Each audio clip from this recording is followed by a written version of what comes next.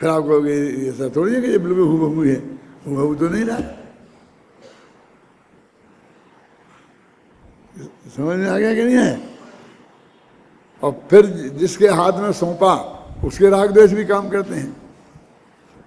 तो सबके ही नाम निकाल दो। तो मान लो भैंसी का नाम आया होगा, मेरा नाम आया होगा, तो मैं भी निकाल दो। क्या यानी बहुत प्रॉब्लम है, समस्या है। और जिसके मन में आता है वो आजाद है, कोई किसी को रोक तो सकता नहीं कि तुम मत करो ये काम। तो बस फिर वो सब चीज़ें आती हैं, झगड़े खड़े होते हैं, जो होता है सो होता है। तो इसलिए मैंने वो सारे उदाहरण इसमें पढ़ के दिए हैं। उसमें बार बार आएगा कि प्रदेश भेद है, प्रदेश भेद है, तो मूल पंक्ति में लिखा है, तो फिर आएगा ही। लेकिन एक फर्क है, ध्यान दीजिए, आप सुनो ध्यान से। अंतर क्या है कि अमृतचंद्र ने, तो कुंद ने गाथा में तो कुछ नहीं लिखा, भिन्न है भिन्न है भिन्न है भिन्न है ये लिखा। अमृतचंद्र ने पहले सिद्धांतिक प्रवचन किया, सिद्धांतिक पंक्ति लिखी, 3 पंक्तियां, और उसमें लिखा कि जो 2 वस्तु अलग अलग होती हैं उन दोनों की में प्रदेश भेद होता है। वो सिद्धांत है। जो वस्तु, देखो भारतवर्ष में जितने प्रांत होंगे, प्रांतीय राजधानियां उतनी होंगी कि नहीं होंगी? अलग अलग होंगी कि इकट्ठी हो सकती हैं? क्यों? फंडामेंटल क्या है? सोचो कि यदि 27 प्रांत हैं, यदि क्यों लगा रहे, कई दो ना जितने हैं, क्या करें? आज इतने हैं, कल कितने हो जाएंगे पता नहीं, एक दिन में पलटता है ना। पहले 27 थे, नेहरू जी ने हिम्मत करके 16 कर दिए थे, 4 प्रांत शामिल कर दिए थे, मध्य प्रदेश, विंध्य प्रदेश, मध्य भारत, भोपाल स्टेट मिला के 1 कर दिया मध्य प्रदेश, 16 हो गए थे। फिर धीरे धीरे, समझे ना, पंजाब और हरियाणा अलग अलग थे, इकट्ठे थे, उन्हें अलग अलग हो गए, और बढ़ते बढ़ते फिर 27 हो गए। अब क्या पता सुबह उठे अपन जग के तब 28 हो जाएगा। इसलिए यदि बोलता हूँ 27 है यदि, तो कितने राजधानी होनी चाहिए? लेकिन राजधानी 26 है। घबराना नहीं, सोचना ऐसा कैसे हो सकता है? जब जितने प्रांत हैं, सिद्धांत तो वही है ना कि उतनी राजधानी होनी चाहिए, लेकिन राजधानी एक कम है। अब क्या करें? उदाहरण दे रहे हो कि फैक्ट है। हरियाणा की राजधानी क्या है वो तो, और पंजाब की? समझ में आ गया ना? अब ये कब बात है, हम क्या करें? क्योंकि जब हरियाणा और पंजाब 2 टुकड़े किए गए, तब दोनों लड़ पड़े, चंडीगढ़ हम लेंगे, क्योंकि चंडीगढ़ नया नया बना था, एकदम व्यवस्थित ढंग से राजधानी बनाई गई थी पंजाब की, हैं? तो लड़ पड़े, उन्होंने कि 2 ही की रख दी, 2 ही की बना दी। यही आपके वहाँ चल रहा है, हैदराबाद में। तेलंगाना अलग होना चाहता है, लेकिन हैदराबाद किसको मिलेगा? हैदराबाद किसको मिलेगा? हैदराबाद के 2 ही की रख दो, ये भी बात चल रही है। लोग तेलंगाना वाले कहते हैं हमारे में एरिया में है तो हम रखेंगे। महाराष्ट्र पहले एक था जिसमें गुजरात भी पूरा शामिल था। जब गुजरात राज्य बना, मुंबई दोनों की राजधानी थी। क्यों? अब वो महाराष्ट्र को मिल गई और गुजरात वालों को अलग बनानी पड़ी। केंद्रीय गवर्नमेंट क्या करे? वो तो कहती है ठीक है भैया, अब तुम घबराओ मत, हम तुम्हारी राजधानी की सारी बिल्डिंगें केंद्र से बनवा देंगे, तुम पे बोझा नहीं आएगा। मेरे कहने का मतलब है कि ऐसी विशेष परिस्थितियां होती हैं ना। अब ऐसा समझ लो कि राग का और ज्ञान के साथ ऐसा ही है। ज्ञान भी आत्मा की पर्याय है और राग भी आत्मा की पर्याय है। अब ज्ञान के साथ तो प्रदेश भेद नहीं बताया, है ही नहीं, और राग के साथ प्रदेश भेद बताया, तो क्षेत्र ज्ञान के साथ क्या कहने नहीं।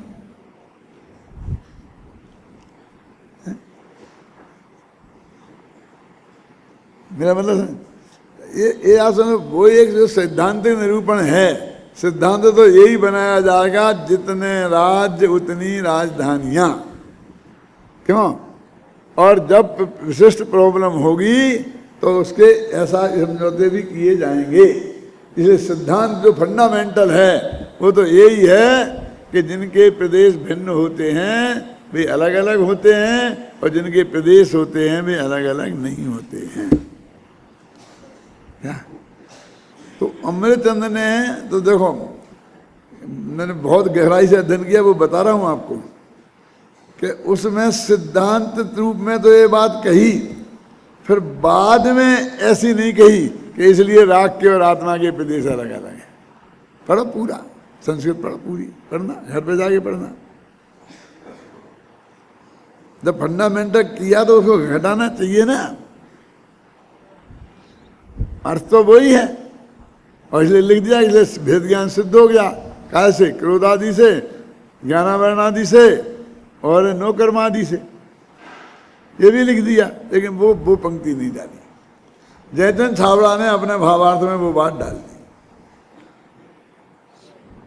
गलती कर दी ये नहीं कह रहा हूं, ये कह रहा हूं उनने समझे कि ऐसे लोग समझेंगे ही नहीं। आखिर उन्हें सिद्धांत बताया काहे को कि एक वस्तु दूसरी वस्तु की नहीं होती, नहीं बताने की क्या बात थी?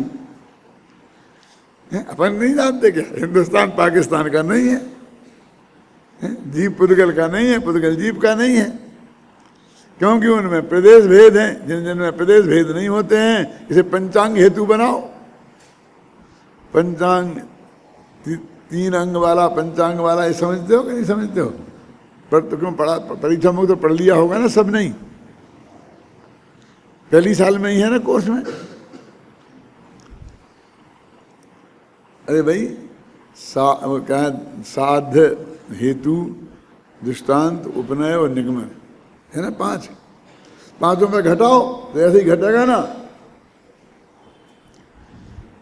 कि जिन जिन के प्रदेश भिन्न होते हैं वे अलग अलग ही होते हैं। जैसे जीव और धर्म में जिन जिन के प्रदेश भिन्न नहीं होते हैं वे एक ही होते हैं, जैसे जीव और राग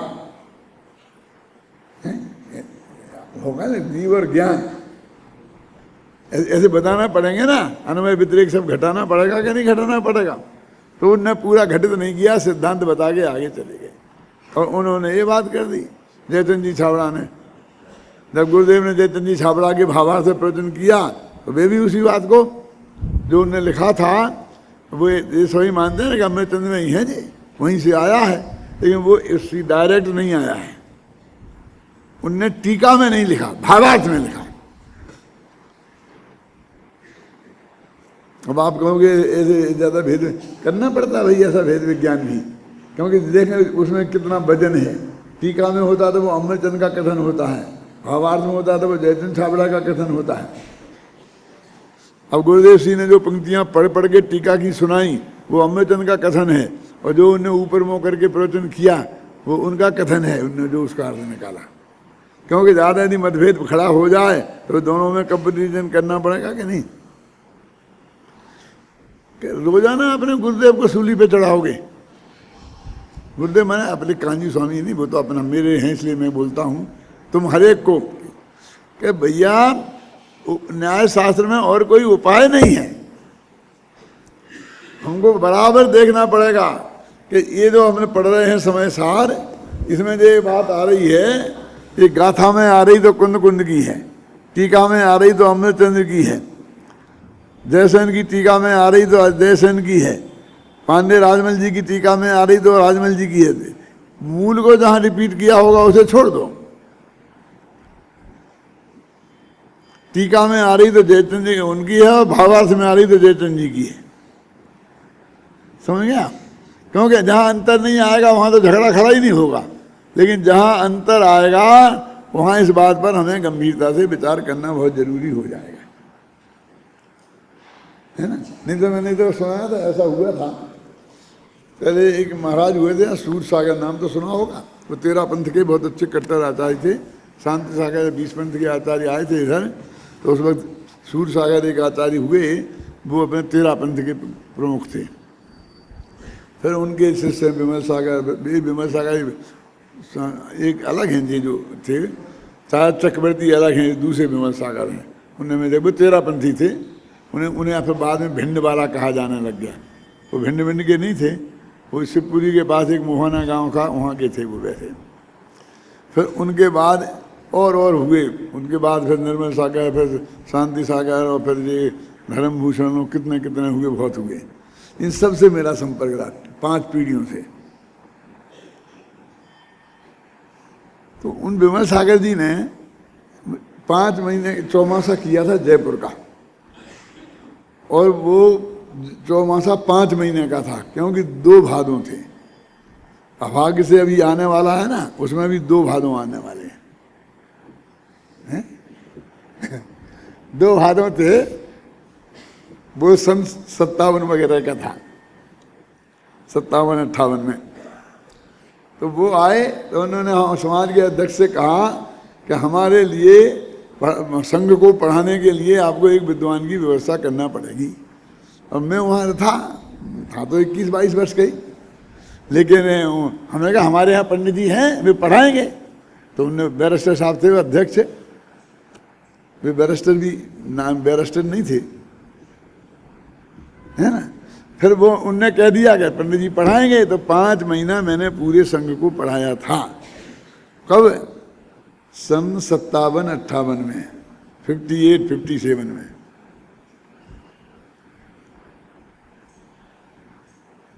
तो उनने एक अध्यात्म कमल मार्तंड नाम से किताब छपाई थी। क्या नाम था? अध्यात्म कमल मार्तंड। और उसमें नाटक समय सार के सारे लगभग छंद थे सिलेक्टेड। ये नाटक समय सार के छंद थे, आत्मख्याति वगैरह गाथाएं वगैरह नहीं थी, नाटक समय सार के छंद थे। अच्छे, बहुत अच्छे बढ़िया छंद थे, मुझे बहुत प्रिय थे। और उसमें अंत में उनने दवाइयाँ लिख दी थी कि पेट दर्द हो तो हर घूम के खाना, फलाना हो तो ये खाना, फलाना खाना तो ये खाना, ये खाना। और फिर वो उसे समय सार, अध्यात्म कमल माता ने नाम रखा था, लेकिन कहते थे समय सार ही। वो भी कहते थे, सभी यहाँ समय सार के छंद थे, सब जानते थे। तो एक आदमी बोला कि साहब ये दवाई खाओ तो आप ठीक हो जाओगे। तो तुम कहाँ से जानते हो कि समय सार में लिखी है? यानी दिक्कत हमारी क्या है कि ये गलती, कोई चीज हम खाली पेज है और कैसा करके डाल दें, तो उसमें एक खतरा है कि वो समय सार की समझी जाएगी। ये जितनी टीकाएं लिखी गई, हर आदमी ये बोलता है ये समय सार में ये लिखा है, ये समय सार में ये लिखा है। हम कहते समय सार में ये हो ही नहीं सकता। क्या लिखा है समय सार में? कि धोबी के यहाँ कोई गया था, अपने कपड़ा पहन के आया, दूसरा आया, क्यों? वो के समय सार में लिखा है। समय सार में बताओ कहाँ लिखा है? समय सार में धोबी शब्द ही नहीं आया कहीं। अब वो तो कहाँ है? आत्मख्याति में है। समझ गए आप? तो ऐसा भेद नहीं जानते सब लोग, तो उसे समय सार, कोई भी आदमी ऐरा गहरा नथु खैरा उसकी टीका लिख के छपा देगा और वो नीचे लिख देगा, तो ये सारी दुनिया उसे समय सार का लिखा ही मानेगी। और तुम तो विद्यार्थी हो, विद्वान बनने जा रहे हो ना, तो तुम्हें उससे बचने के लिए इसकी बहुत बारीकी से स्टडी करनी पड़ेगी कि कुंद का क्या है, अम्य चंद का क्या है, ख्याल में आई ना? हैं? समय सार का क्या है, आत्मख्याति का क्या है, तात्पर्य वृत्ति का क्या है, बालभूतनी टीका का क्या है, जयचंद जी छाबड़ा की टीका, ये मतलब ये गुरुदेव का कथन क्या है। तो मैंने पढ़ करके गुरुदेव के प्रवचनों को सबको, उसके जो महत्वपूर्ण अंश थे, बिना किसी भेदभाव के, चाहे वो इस पक्ष के प्रवचक हों चाहे उस पक्ष के, तो सब दिए हैं। तो आप इसमें पढ़ लेना, अपन अभी ज़्यादा पढ़ेंगे नहीं। अपन ने पूरी बातें इसमें जो आने कहने थी मैं लगभग कह दी हैं। देखो है ना, पेज नंबर 89 289 निकालो।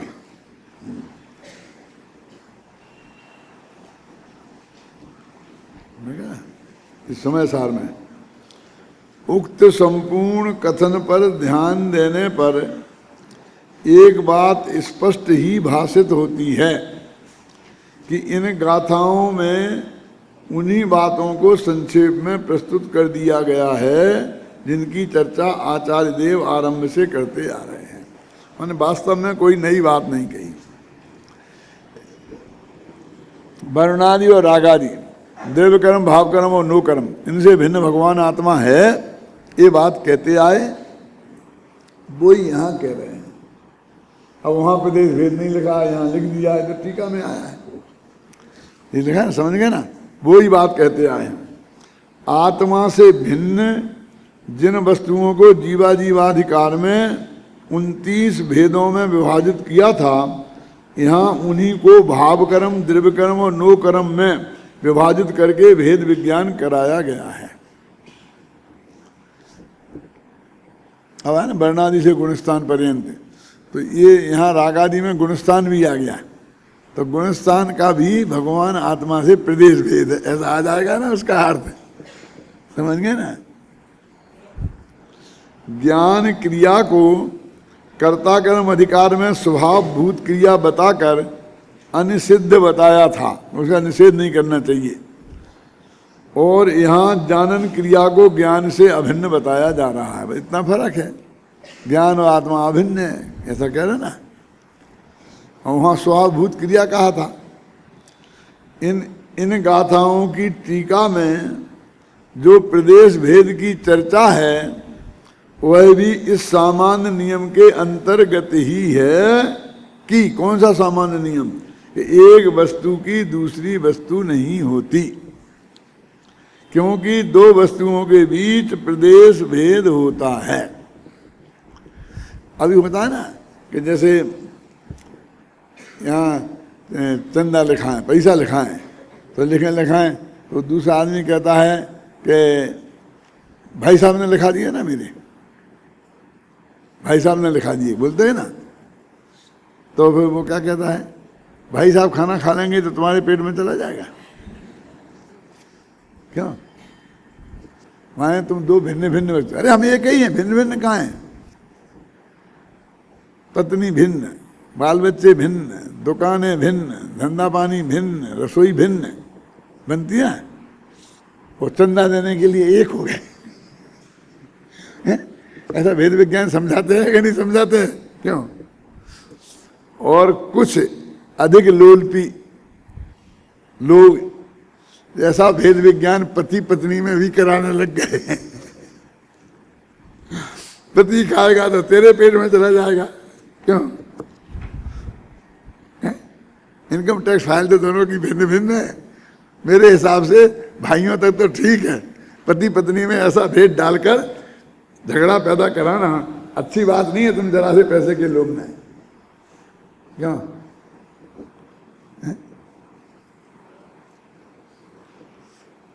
क्यों नहीं है ठीक?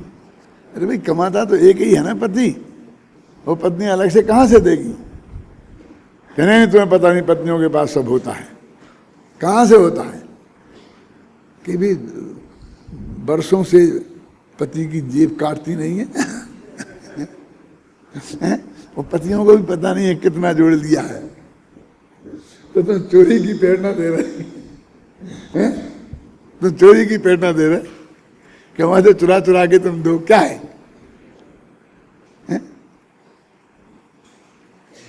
ये चोरी थोड़ी है, पत्नियों को अंदाज तो रहता ही है। अरे इन तरकीबों को मत लगाओ धर्म में, धर्म को सीधा सच्चा रहने दो, ये सब धंधा पानी वहीं करो। तुम्हें दान की जितनी प्रेरणा देना है वो दो ना, लेकिन मुफ्त में ऐसी बात क्यों करते हो कि जिसमें और ज्यादा है ना कर्म, नो कर्म और भाव कर्म को उपयोग स्वरूप आत्म वस्तु से भिन्न सिद्ध करते हुए सामान्य रूप से ही भिन्न प्रदेश भिन्नत्व का हेतु प्रस्तुत किया गया है। समझे ना? उन पर खड़े हैं, सामान्य से ये बात कह दी, ऐसा होता है जो अलग अलग होते हैं। अभी अपन आज कह दें जिनकी इनकम टैक्स फाइल अलग अलग है वे अलग अलग ही हैं, ये सामान्य नियम है कि नहीं है? अब इन सामान्य नियम से कहें कि जो अलग अलग होते हैं उनको कितने एक को तकलीफ हो दूसरे को तकलीफ नहीं होती, सामान्य नियम हो गया ना। तो इसमें अपन और वो समझ लो कि वो कोई जेल में पड़ा है ना, वो कौन से किसी का नाम नहीं बहुत पड़े हैं, वो राजा अपने से भिन्न है, क्यों? अब ऐसे ही भिन्न अपनी पत्नी है, क्योंकि उसकी भी इनकम टैक्स फाइल अलग है। और इनकम टैक्स फाइल जिनकी अलग होती है वे अलग अलग होते हैं, और एक को तकलीफ हो तो दूसरे को तकलीफ नहीं होती है। अब तुम्हारी फाइल तुम्हें तकलीफ होगी तो पत्नी को होगी कि नहीं, मैं पूछता हूँ, क्योंकि इनकम टैक्स फाइल अलग अलग है। समझ में आ गया ना? ये लोक में भी कैसा चलता है कि इनकम टैक्स फाइल अलग अलग है, इसलिए इनकम टैक्स के हिसाब से वे बिल्कुल अलग अलग हैं। फिर भी यदि पति के को भाई 1 करोड़ रुपए का जुर्माना लगा दिया इनकम टैक्स से, तो उससे पत्नी भी प्रभावित होगी। फिर तो तुम कह सकते हो दोनों के प्रदेश भिन्न हैं, इसलिए पति जेल में जाए तो अभी पत्नी को कुछ नहीं होता है। पत्नी को जेल में थोड़ी जाने दिया जाएगा, कोई पकड़ के ले जाएगा जेल में, क्या नहीं ले जाएगा। तो एक सामान्य नियम होता है और एक उसमें विशेष घटित होता है। फिर विशेष में भी बहुत विशेष होते हैं, मेरे कहने का मतलब जिनके प्रदेश भिन्न हैं उनमें अलग अलग होते हैं, और जिनके अभिन्न हैं उनमें भी अलग अलग होते हैं। विकार के प्रदेश यद्यपि एक हैं, फिर भी उसके पूरे नष्ट हो जाने से वस्तु का लंच मात्र भी बिगाड़ नहीं होता। ये कहना। इस प्रकार इन गाथाओं और उनकी टीका में ज्ञान क्रिया से अभिन्न आत्मा और रागादि भाव कर्म, ज्ञानावरणादि द्रव्य कर्म और शरीरादि नो कर्म के बीच सशक्त भेद विज्ञान कराया गया है। ये समझ लो, इतना सा समझ लिया तो काम है। वो प्रदेश भेद का मामला नहीं भी निपटा ना छाबड़ा जी, तो समय दर्शन नहीं रुकेगा। अरे मोक्ष नहीं रुकेगा, निपट जाए तो बहुत बढ़िया है। यानी निपटेगा, अपेक्षा समझ में आ जाए तो निपट गया। अगर ऐसा तो हम तो नहीं, ऐसी अपेक्षा हम तो नहीं मानते। नहीं मानते तो मत मानो। तो मतभेद काय का मतभेद है? कुछ नहीं, इससे कोई फर्क नहीं पड़ता। ये निष्कर्ष आ गया ना कि द्रव्य कर्म, भाव कर्म और नो कर्म ये बिल्कुल आत्मा से जुड़े हैं। एक अनाश हो, कुछ भी हो आत्मा का, उससे कोई बुरा भला होने वाला नहीं है। बुरा भला भी होने वाला नहीं है। क्यों? क्यों? पर द्रव्य से भला बुरा मानना हो जाएगा ना। ऐसा भेद विज्ञान होना चाहिए। अब इसी बात को स्पष्ट करने वाले आगामी कलश को इस प्रकार है, पढ़ो। चैद्य रूप्यम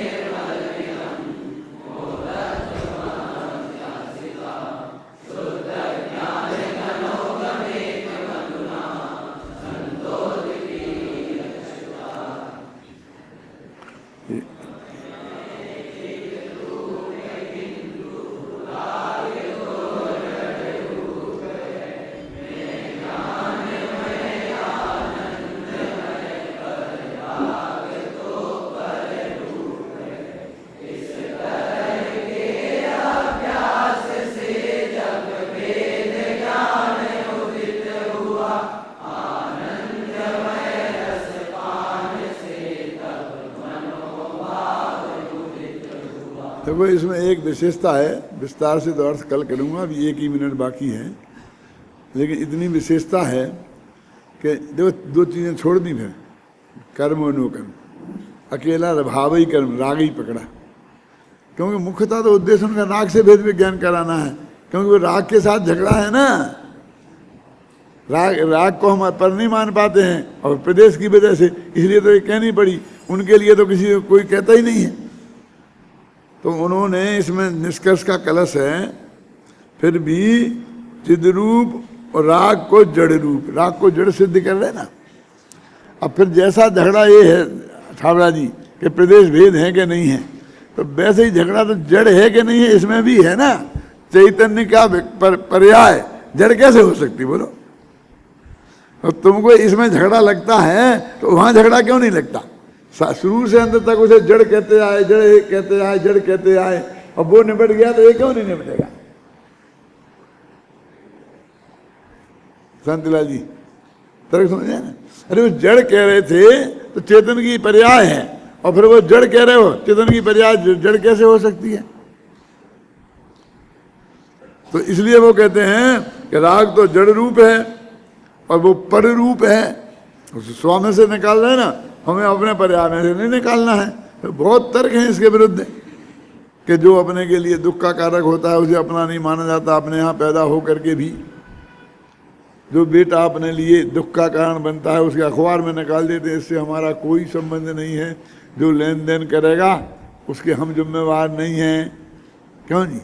यदि वो कमाई करके लाता होता तो फिर लिखता कि ये कमाई करके ले आएगा, उसे मैं हाथ नहीं लगाऊंगा। आज तक किसी ने छापा, क्योंकि इससे मेरा कोई संबंध नहीं है। वो कमाई को तो रख लेता है, वो कर्जा हो तो ये निकालता है क्या? अखबार में निकाल देता है ना कि इसका लेन देन कोई करेगा तो हम जिम्मेवार नहीं हैं। और फिर उसकी पत्नी को, बच्चों को अपने घर में रखता है, पढ़ाता है, लिखाता है, उसको भी खिलाता पिलाता है। लोग कहते हैं तुम्हारा नहीं, तुम क्यों घर में घुसा रखा है? देखो साहब, वो तो अभी कौन करेगा, आखिर है तो अपना ही। तो अखबार में क्यों निकाला? अरे अखबार में तुम्हारे लिए नहीं निकाला, इसने जो कर्जा ले लिया है उसकी जिम्मेदारी से बचने के लिए निकाला है। वो कानूनी खाना की पूर्ति की है। बहुत लोग मेरे पास आने लग गए थे कि इसने कर्जा लिया है, पैसा दो, तो उनसे बचने के लिए निकाला है, मैं नहीं दे सकता हूँ। और उस वक्त भी अब क्या है, बोलो उसका है कि नहीं है? अब है के बीच में जो कछु है सो